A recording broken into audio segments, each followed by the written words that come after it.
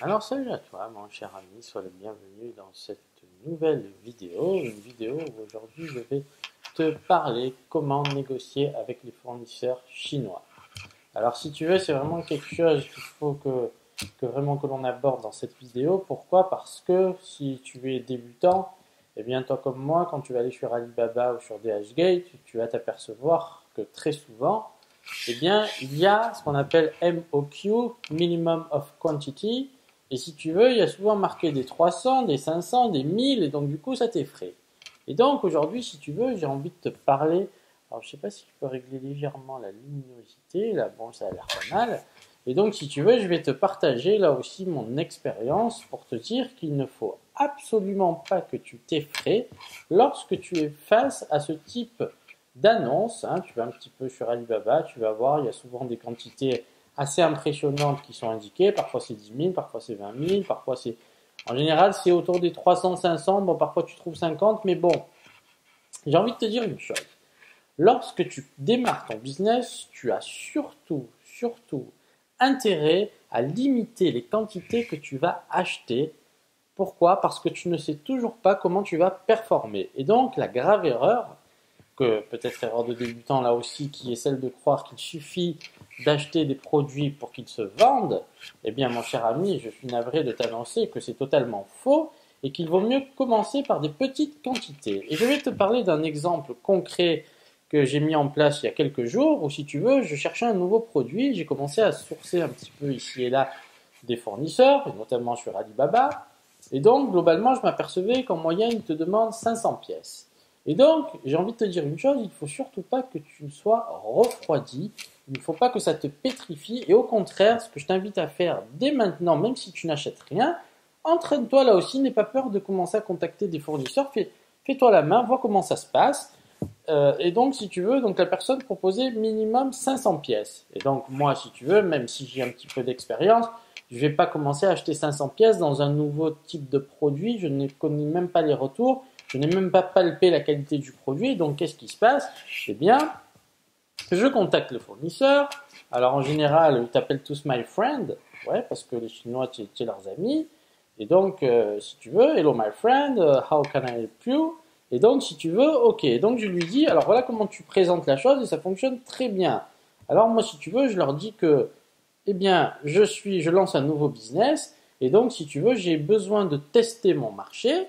Je dis simplement que tu vas tester ton marché. Alors là aussi, tout se passe en anglais. Donc, par contre, si tu ne parles pas anglais, ça va être un problème. Mais bon, aujourd'hui, en 2017, tout le monde parle anglais. Donc, si tu veux, la communication, bon, alors parfois, ils ne comprennent pas tout. Donc, moi, en général, petite astuce là aussi, quand ils ne comprennent pas tout, tu vas sur Google Images. S'il y a un mot que tu ne connais pas, tu le prends. Par exemple, une fois, je voulais parler de carton. Je ne savais plus s'il fallait appeler ça box, packaging, parcelle. Bon, je ne comprenais pas. Du coup, j'ai pris une image d'un carton, capture d'écran, boum, je l'ai envoyé. Donc, au-delà de ça, je lui dis que je veux lancer un nouveau business et donc j'ai besoin de samples, comme je t'ai toujours dit, ce qu'on appelle les échantillons. Et donc, si tu veux, je lui ai dit que je me souhaiterais en acheter 25. Et donc, minimum quantité 500, et bien qu'est-ce que tu t'attends à ce qu'ils te répondent? Tu t'attends à ce qu'ils te disent non, et bien pas du tout. Ok, my friend, no problem, I ship to you 25. Et donc, tu vois, donc il ne faut pas que tu aies peur de ça. En général, si tu veux, forcément, il y a un minimum de quantité qui est indiqué, mais il faut que tu passes au-delà de ça. Il ne faut pas que tu t'arrêtes aux chiffres. C'est un peu comme dans tout ce que tu peux mesurer, dans tout ce que tu peux voir, dans tout ce qui se dit. Si tu veux, ne te cantonne pas uniquement aux chiffres. Pratique et tu verras là aussi que bien souvent, tu as des surprises. Et donc, si tu veux, j'ai contacté 3 fournisseurs différents. Et bien, les 3, même s'il y avait des quantités autour de plusieurs centaines de pièces, et bien à chaque fois, ils étaient OK pour m'envoyer mes 25 samples. Et donc, c'est un petit peu ce qu'il faut que tu fasses dans un premier temps. Donc, moi, si tu veux, ce que je te conseille vraiment de faire, c'est une fois que tu as bien fait ta recherche produit, c'est de contacter tes fournisseurs. Alors là aussi, n'en contacte pas un seul parce que parfois, ils ne te répondent même pas. Donc, si tu veux, dans Alibaba, tu as le response rate. C'est un petit pourcentage qui te dit quel est le pourcentage de réponse compte tenu d'un certain nombre de demandes. Ce que tu fais là aussi, en général, si tu vois qu'il y a un mec qui a 20% de response rate, bon, tu peux essayer de le contacter, mais je ne suis pas sûr qu'il te réponde. En général, moi, ceux que je contacte, ils ont autour des 70% de taux de réponse. Et donc, si tu veux, tu ouvres ta fenêtre chat, tu chattes, mais ne chattes pas avec une seule personne. Chatte avec plusieurs personnes. Et là aussi, astuce, ajoute à tes favoris les fournisseurs que tu as présélectionnés. Pourquoi? Parce que tu les retrouveras plus facilement, cher ami.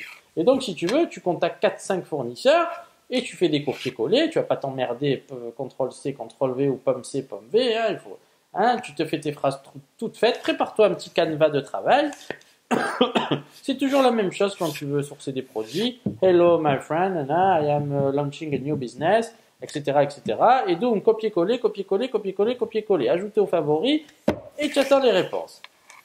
Ça, c'est la première chose. Ensuite, la deuxième chose, si tu veux, et donc là, je suis un petit peu en colère, mais je sais comment ça fonctionne. En général, ce qui se passe, c'est, on te dit toujours oui jusqu'à ce que tu aies fait le paiement. Et une fois que tu as effectué ton paiement, sorry, sir. Alors, désolé, mais d'un coup, il y a des changements. Alors, il ne faut pas que tu sois surpris, ils travaillent souvent comme ça, les Chinois. C'est un peu agaçant, mais il faut que tu apprennes à composer avec, si tu veux. Encore une fois, j'ai envie de te dire qu'à moins, alors attention, je ne prêche pas qu'il faille absolument faire tout son sourcing sur Alibaba ou sur DHgate. Chacun fait comme il veut. Tu peux tout à fait trouver des fournisseurs en Europe ou ailleurs. Si tu veux, il n'y a pas vraiment de limite géographique. Moi, je te parle souvent d'Alibaba, mais si tu as trouvé un fournisseur en France et que tu es français, ben vas-y, au contraire, ce sera encore mieux. Donc, si tu veux, ne t'arrête pas à ça. Là aussi, hein, c'est pas parce que tout le monde parle d'Alibaba qu'il faut aller sur Alibaba. Il faut que tu trouves le produit qui corresponde à ta recherche. Peu importe l'endroit, peu importe ce que tu fais, c'est pas un problème. Alors, je vérifie juste les piles de mon micro. Bon, il y en a encore. C'est bon, je peux te continuer cette vidéo. Et donc, pourquoi je te parle de ça? Tout simplement parce que quand il te dit désolé, eh bien, au final, il te présente un produit qu'il va t'envoyer. Et puis après, d'un coup, il n'y a pas la boîte parce que la boîte, ça appartient à des customers, c'est un custom product. Hein, alors que quand il t'envoie la photo, il te dit qu'il t'envoie exactement ça. Et il n'y a plus d'étiquette. Donc en fait, je vais recevoir un produit vierge dans l'idée, si c'était un truc comme ça, là, eh bien je reçois un truc vierge comme ça alors qu'il te le présente avec l'étiquette, avec le bel emballage. Il n'y a plus rien, mon cher ami. Bon, ça ne va pas m'arrêter. Encore une fois, je vais composer. Si tu veux, il faut que tu es un entrepreneur. Il n'y a rien qui t'arrête. Il y a toujours des solutions. Il n'y a pas d'étiquette, eh bien, tu vas sur Internet, impression sticker. Alors là aussi, j'ai envie de te dire, ça va te coûter de l'argent de faire imprimer des stickers. Mais au début, ne crois pas que parce que tu rentres des samples, tu commences déjà à gagner ta vie. C'est faux. Pour l'instant, tu testes un marché. Donc, tester un marché, c'est mettre un billet. Tu récupères tes billes, tant mieux. Tu récupères pas tes billes, tant pis. Mais si tu veux, déjà, tu sais si ça fonctionne ou pas. Donc, il y a un petit investissement à faire. Et puis après, tac, tac, tac, tac, tu avances petit à petit. C'est pour ça que les gens qui te disent, boum, tu démarres comme ça, tu vas gagner tant. Non, au début, tu vas tester ton marché parce que tu n'es pas le seul à arriver. Tu vas te constituer un stock. Une fois que tu te constitues le stock, tu ne sais pas encore si ça fonctionne correctement pour toi ou pas, etc., etc. Si tu commences à rentrer plusieurs références, et ben là aussi, avant de savoir qu'est-ce qui fonctionne pour toi, bien même si tu as des indicateurs, tu as une marge d'erreur. Faut pas que tu t'angoisses pour ça, cher ami. Comme je t'ai dit, c'est un peu comme quand tu fais de la cuisine. Eh bien, tu vois le cuisinier, il va te mettre son céleri, sa carotte, son navet, ses pommes de terre, boum, il fait sa recette. Et si tu veux, il y a des plats que les gens aiment, il y a des plats que les gens n'aiment pas. C'est pareil avec l'e-commerce, tu vas un petit peu sourcer ici et là. Et donc, une fois que tu vas rentrer plusieurs références, tu vas t'apercevoir que tel modèle fonctionne mieux que d'autres. C'est ainsi, c'est le commerce. Tu n'es pas devin. Au même titre qu'un chanteur, parfois il fait une chanson pourrie, elle a cartonné, parfois il a une chanson, il a l'impression qu'elle lui plaît, et au final, c'est moyen. Alors, bien sûr, aujourd'hui, tu as beaucoup de chiffres, tu peux t'apercevoir de beaucoup de bonnes choses, mais encore une fois, ce n'est pas une science exacte. Et encore une fois, je te démystifie le truc qui consiste à dire, à partir du moment où tu vas acheter des produits, tu vas gagner ta vie. Eh bien, si c'était aussi simple que ça, cher ami, je n'ai pas besoin de faire ces vidéos. Je vais faire dodo et puis c'est tout, mon cher ami. Donc, si tu veux, c'est faux ce qu'on te dit ici et là. Moi, je te parle vraiment, cette chaîne, au-delà du costume, on est 100% dans le vrai. Et donc, si tu veux, c'est peut-être mon expérience qui me permet de te dire tout ça, mais globalement, tu as toujours des produits qui fonctionnent mieux que d'autres. Et puis, au-delà de ça, encore une fois, il faut aussi arriver à se positionner. Bon, ça, c'est encore autre chose.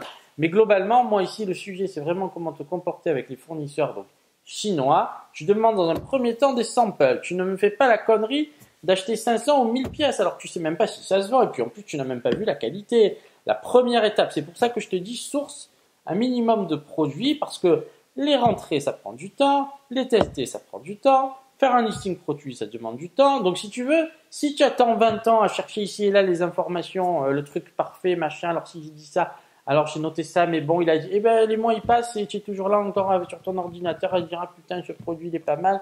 Et celui-là, je sais pas si... Allez, avance, mon cher ami. Moi, si tu veux, j'ai commandé 25 samples. eh ben, ça va pas m'arrêter parce qu'il n'y a pas les étiquettes et la boîte. Eh ben, il y aura toujours une solution. Alors oui, au début, ben, des stickers, ça engendre un coût plus important, mais j'en ai rien à foutre. Parce qu'après, oui, forcément, il te fait ta boîte et tes stickers, mais il faut commander 500 pièces.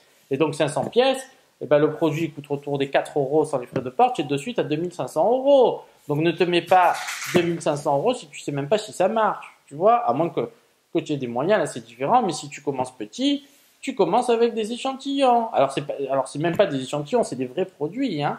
Ne sois pas inquiet là-dessus, parce que des fois, les gens échantillonnent, ils croient qu'il manque un truc. Non, ce sont des vrais produits en petite quantité. Alors, ce sera pas aussi bien personnalisé que ton propre produit, mais en revanche, ça te permet déjà de pénétrer un marché. Voilà, c'était un petit peu ce que je voulais te dire aujourd'hui dans cette vidéo. J'espère que tu as compris un petit peu que si tu veux un entrepreneur, c'est quelqu'un qui va chercher, qui va de l'avant, et ensuite, selon ce qui se passe, il s'adapte. C'est juste que moi, si tu veux, je te donne un petit peu des garde-fous pour que tu évites de faire n'importe quoi, hein, que tu ne sois pas d'un coup, tu t'enflammes et tu me commandes. C'est comme les packaging. Pour un produit, ben, j'ai pu faire des packaging. J'ai dû en faire 10 000. Et j'en ai vraiment pas besoin de 10 000. Mais qu'est-ce que je te dis, c'est souvent comme ça. Tu sais, entre 5 000 et 10 000, il y avait peut-être 100 $ d'écart. Donc, qu'est-ce que je fais? J'en fais 10 000. Donc, mais si tu veux, les produits, si on me dit d'en commander 500 alors que j'ai même pas testé mon marché, ben, j'en achète pas 500. Ça prend du temps, je le sais. Mais voilà. C'est un petit peu ce que je voulais te dire. Non, ne sois pas effrayé. Ce qu'il faut que tu retiennes, c'est ne sois pas effrayé par le MOQ. On n'en a rien à foutre. Tu rentres quand même en contact avec ces gens-là et tu leur dis que tu veux des samples. Et tu verras que ça marche bien plus souvent que tu ne crois. Allez, je te laisse cogiter là-dessus, cher ami. Et puis, dès aujourd'hui, va sur Alibaba, contacte des fournisseurs, même si tu n'achètes rien. Commence à te faire la main. Allez, je te dis à bientôt pour une nouvelle vidéo. Et on y va!